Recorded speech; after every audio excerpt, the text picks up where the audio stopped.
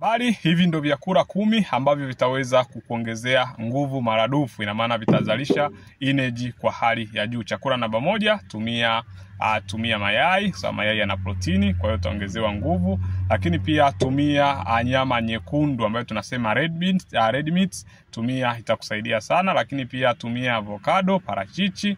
Tumia orange. Kwa nini orange? Na vitamini C ni nzuri kwa ajili ya kuboost kinga zako.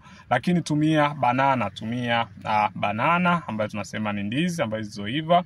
Tumia beetroot. Beetroot ni nzuri sana kwa sababu imekuwa ikiongeza energy kwenye mwili wa binadamu. Tumia blueberries. Wengi wanatumia mara kwa mara, wajui, lakini inaongezea nguvu. Tumia kitu kingine kinaitwa tende. Tumia tende mara kwa mara, itakusaidia kuongeza nguvu.